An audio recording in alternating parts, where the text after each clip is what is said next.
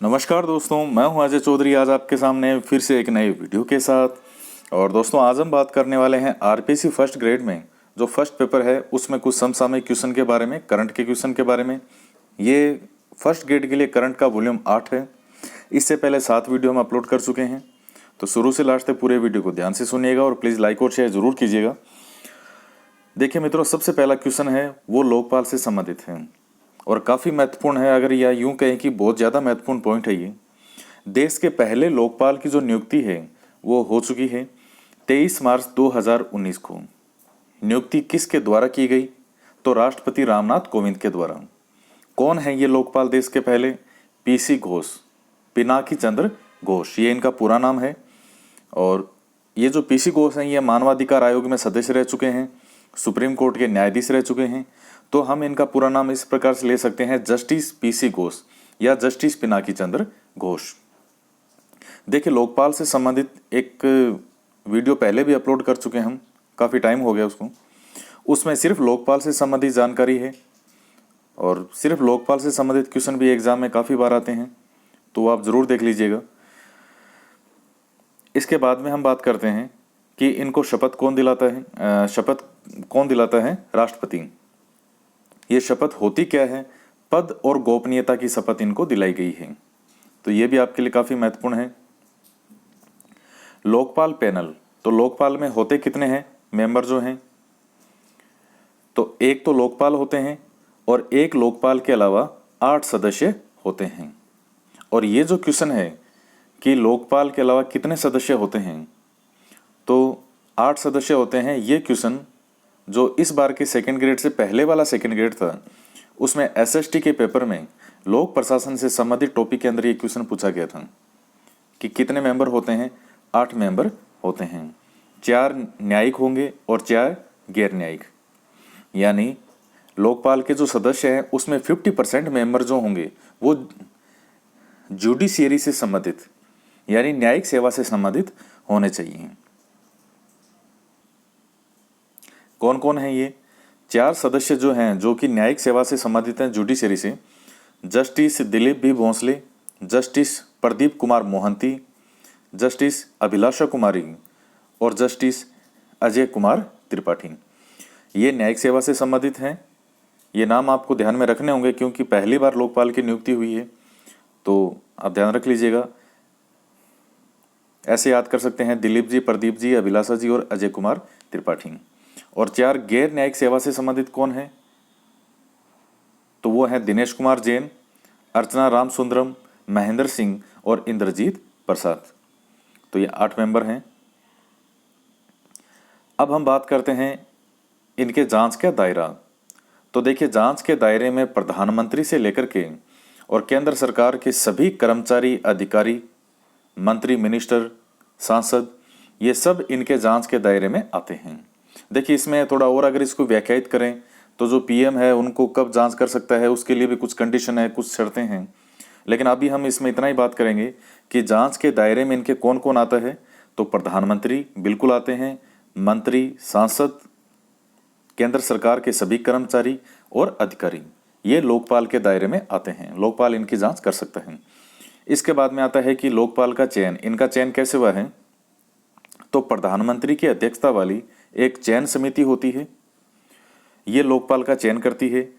और इनको नाम का सुझाव जो है, जैसे प्रधानमंत्री की अध्यक्षता वाली जो चयन समिति है, इनके सामने नाम का सुझाव कौन रखता है? केवल एक नहीं, बहुत से नाम रखे जाते हैं। उनमें से ये चयन समिति एक का चुनाव करती है। तो जो बहुत से नाम रखे जाते हैं वो नाम रखती है खोज समिति। खोज समिति द्वारा प्रस्तावित नामों की छंटनी में से, जैसे जो खोज समिति है उसमें कौन कौन थे? कई थे। जैसे मान लीजिए जो पूर्व एसबीआई की चेयरमैन थी, कौन थी पूर्व चेयरमैन? अरुंधति भट्टाचार्य हैं। जैसे सेवानिवृत्त आईएएस थे रंजीत कुमार हैं। या जैसे इसरो के पूर्व थे प्रमुख है एएस किरण कुमार। इस तरह कई लोग थे। उन्होंने कई नाम जो है वो इनके सामने रखे और प्रधानमंत्री की अध्यक्षता में जो चयन समिति है इन्होंने एक नाम का चयन किया और वो आपके सामने है। अब ये चयन समिति के अंदर कौन कौन होगा? तो एक तो प्रधानमंत्री होते हैं, लोकसभा का स्पीकर, लोकसभा में विपक्ष का नेता होता है, लेकिन चूंकि इस बार कोई नहीं था, लेकिन ये होते हैं, तो प्रधानमंत्री प्लस लोकसभा का स्पीकर, लोकसभा में विपक्ष का नेता, भारत के सुप्रीम कोर्ट के चीफ न्यायाधीश। और अगर चीफ न्यायाधीश नहीं है, चीफ जस्टिस नहीं है, मुख्य न्यायाधीश, तो मुख्य न्यायाधीश अगर किसी और न्यायाधीश का नाम रखे कि ये मेरी जगह चयन करेंगे तो वो हो सकते हैं। इनके अलावा राष्ट्रपति द्वारा मनोनीत प्रतिष्ठित न्यायविद, और वो कौन थे इस बार? पूर्व अटॉर्नी जनरल मुकुल रोहतगी। देखिए बहुत महत्वपूर्ण है ये पॉइंट। पीएम होते हैं, लोकसभा स्पीकर होते हैं, विपक्ष का नेता होता है, लेकिन इस बार नहीं था कोई। भारत के सुप्रीम कोर्ट के चीफ जस्टिस यानी मुख्य न्यायाधीश होंगे, या मुख्य न्यायाधीश जिस किसी अन्य योग्य न्यायाधीश का नाम रखे, सजेस्ट करे, और राष्ट्रपति द्वारा मनोनीत प्रतिष्ठित न्यायविद, जो कि कौन थे इस बार? पूर्व अटॉर्नी जनरल मुकुल रोहतगी। ये हैं लोकपाल, आप देख सकते हैं जो इस बार लोकपाल हैं।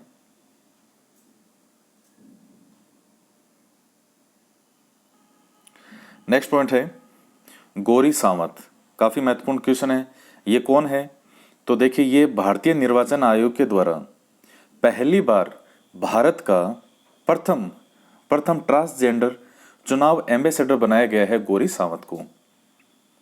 तो किसके द्वारा? भारतीय निर्वाचन आयोग के द्वारा।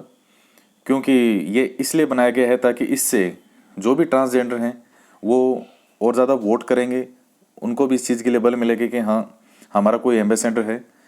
तो ये काफ़ी महत्वपूर्ण नाम है गौरी सावंत। ये भारत के प्रथम ट्रांसजेंडर एम्बेसडर हैं, ये हैं गौरी सावंत।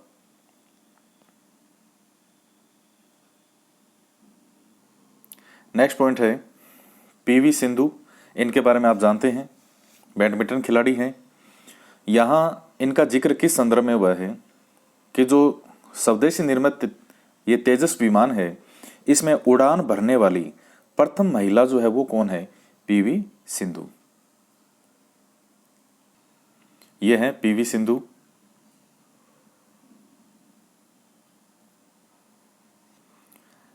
इसके बाद में नेक्स्ट पॉइंट है कि पीएम यानी प्रधानमंत्री नरेंद्र मोदी जी के द्वारा 24 फरवरी 2019 को गोरखपुर यूपी से किसानों के लिए किस योजना का शुभारंभ किया गया? तो उस योजना का नाम है प्रधानमंत्री किसान सम्मान निधि योजना। क्या है इसमें? इसमें 1 करोड़ से अधिक किसानों के खाते में 2000 की पहली किस्त जो है वो इस दिन डाली गई। तो इन्होंने शुभारंभ किया एक बटन दबा करके, और उसी के साथ ही 1 करोड़ से अधिक किसानों के खाते में 2000 की पहली किस्त डाली गई। और क्या है इसमें? क्या है इसमें? देखिए, जो छोटे और सीमांत किसान हैं उनके परिवार में प्रति वर्ष 6000 रुपये जो हैं उनके अकाउंट में डाले जाएंगे, 2-2 हजार की 3 किस्तों में। तो ये पहली किस्त थी। ये देखिएगा, ये पोस्टर है प्रधानमंत्री किसान सम्मान निधि स्कीम यानी योजना। नेक्स्ट पॉइंट है नो माई हेल्थ। तो नो मतलब जानना। ये क्या है? ये एक ऐप है और दुनिया का पहला हेल्थ केयर ऐप है। इसे लॉन्च कहाँ से किया गया है? चंडीगढ़ से। तो इसके बारे में यही चीज़ें महत्वपूर्ण है। दुनिया का पहला health care app launch Chandigarh से। क्या नाम है इसका? Know my health. और ये क्या है? ये एक ऐप है। नेक्स्ट है, ये काफ़ी महत्वपूर्ण है, स्वच्छता सर्वेक्षण। स्वच्छता सर्वेक्षण 2019 ये रिपोर्ट जारी की गई है राष्ट्रपति के द्वारा। कौन अभी राष्ट्रपति? रामनाथ जी कोविंद। और इसमें जो स्वच्छता सर्वेक्षण किया गया था वो 4237 शहरों का किया गया। इन शहरों में, साफ शहरों में, स्वच्छ शहरों में सबसे पहला स्थान जो है वो एमपी के इंदौर का है। दूसरा स्थान है अंबिकापुर शहर। कहाँ का है? यह है छत्तीसगढ़। और तीसरा स्थान है मैसूर यानी कर्नाटक के मैसूर शहर का। फर्स्ट इंदौर, सेकंड अंबिकापुर और थर्ड है मैसूर। जयपुर का कौन सा स्थान है? राजस्थान के जयपुर का 44वां स्थान है। टॉप 100 में ये एक ही शहर है राजस्थान का जिसमें जयपुर का 44वां स्थान है। जो साफ राज्य हैं, साफ राज्यों में राजस्थान का कौन सा स्थान है? 11वां स्थान स्वच्छ राज्यों में। और पहला स्थान किस राज्य का है? छत्तीसगढ़ का। सबसे स्वस्थ राजधानी की जो श्रेणी है उसमें किसको रखा गया है? भोपाल, मध्य प्रदेश में है भोपाल। नेक्स्ट है, जो राजस्थान का डूंगरपुर जिला है, डूंगरपुर शहर जो है, ये छोटे शहरों की श्रेणी में इसे तीसरा स्थान दिया गया है। तो ये डूंगरपुर बहुत महत्वपूर्ण है, सेकंड ग्रेड के एग्जाम में भी काफ़ी महत्वपूर्ण था डूंगरपुर, और यहाँ भी जो है डूंगरपुर कहीं ना कहीं महत्वपूर्ण है। छोटे शहरों की श्रेणी में पूरे भारत में तीसरे स्थान पर इसको रखा जाना, तो काफ़ी महत्वपूर्ण पॉइंट है ये। नेक्स्ट पॉइंट है, उपन्यास के नाम हैं कुछ। जिंदगी नुमा है जिंदगी नामा, ये किसके द्वारा लिखा गया है? कृष्णा सोबती के द्वारा। कृष्ण सोबती को ये महिला हैं, इनको साहित्य अकादमी पुरस्कार भी मिला था इस उपन्यास के लिए। ये देखिएगा, ये है कृष्णा सोबती के द्वारा लिखित जिंदगी नामा है, ये उपन्यास का नाम है। ये ऑनलाइन भी मिलता है, साहित्य अकादमी पुरस्कार से सम्मानित कृति है ये। और ये है कृष्णा सोबती।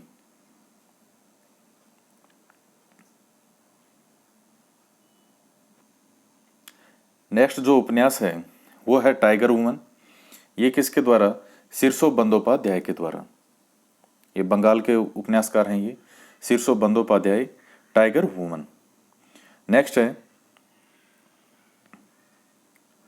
12 मार्च 2019 को बार्क यानी भाभा परमाणु अनुसंधान केंद्र के नए निदेशक कौन है?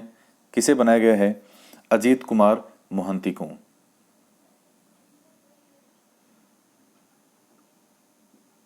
नेक्स्ट पॉइंट, गोवा के नए सीएम कौन हैं?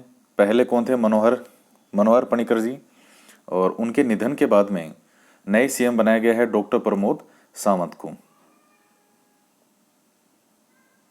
ये देखिए, ये जो उपन्यास था टाइगर वुमन, उसका मेन पृष्ठ है, ये जो बुक है पूरी, ये यहाँ लिखा हुआ है सिरसो बंदोपाध्याय, और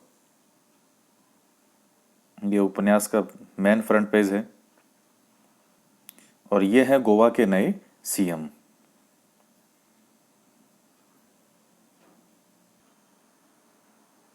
तो गोवा के नए न्यू सीएम हमने देखे, डॉक्टर प्रमोद सावंत।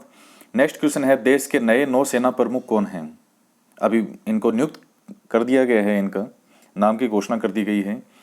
ये 31 मई 2019 को, जब सुनील लांबा जी जो हैं, अभी वर्तमान में नौसेना के ये एडमिरल हैं, तो इनकी सेवानिवृत्ति के पश्चात इनको नियुक्त कर दिया जाएगा।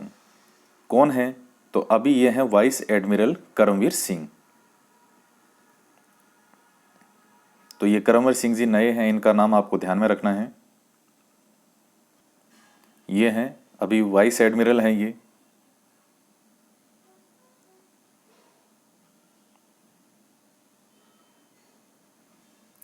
नेक्स्ट क्वेश्चन है, विंग कमांडर अभिनंदन। ये आप सभी जानते होंगे, शायद ही ऐसा कोई होगा अभी हिंदुस्तान में जो इनका नाम नहीं जानता होगा। विंग कमांडर जो अभिनंदन जी हैं, इनके द्वारा मिग 21 विमान से पाक के किस विमान को गिराया गया था? तो वो था F-16। ये पॉइंट क्यों महत्वपूर्ण है? क्योंकि मिग विमान जो है ये काफ़ी पुराने हैं, जबकि F-16 है ये बिल्कुल नई टेक्नोलॉजी का नया अति आधुनिक विमान है, लेकिन फिर भी इसको इनके द्वारा गिरा दिया गया। तो आपको इनका नाम ध्यान में रखना है। F-16 जो है ये था इस समय विमान जिसे इनके द्वारा गिराया गया। ये है विंग कमांडर अभिनंदन।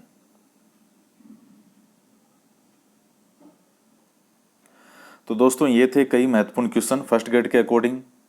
और देखिए, फर्स्ट ग्रेड में जो समसामयिक जीके है करंट, आपका एग्जाम है जुलाई में, तो जून लास्ट तक का जो करंट जीके है वो हमें पढ़ना होगा। लगभग 1 से 1.5 साल तक का करंट जो है वो पूछा जाता है। तो इस वर्ष के जून की जो लास्ट डेट है, जून मंथ तक का हमें करंट पढ़ना पड़ेगा। तो ये सारा हम देखेंगे, पढ़ेंगे आगे। और आपसे एक क्वेश्चन है, आपको ये बताना, आप जानते हैं कि लोकसभा चुनाव अभी, तो राजस्थान के अंदर लोकसभा चुनाव की तिथि क्या है? यहाँ किन किन तिथियों को जो है वो यहाँ चुनाव होगा राजस्थान में, किस दिन वोट होंगे, तो आपको डेट बतानी है, तिथियां बतानी है राजस्थान के अंदर लोकसभा चुनाव की तिथियां। और प्लीज़ वीडियो को लाइक ज़रूर कीजिएगा, शेयर कीजिएगा ज़्यादा से ज़्यादा। तो दोस्तों आज के वीडियो में इतना ही, मिलते हैं नेक्स्ट वीडियो में एक नए टॉपिक के साथ। जय हिंद, जय भारत।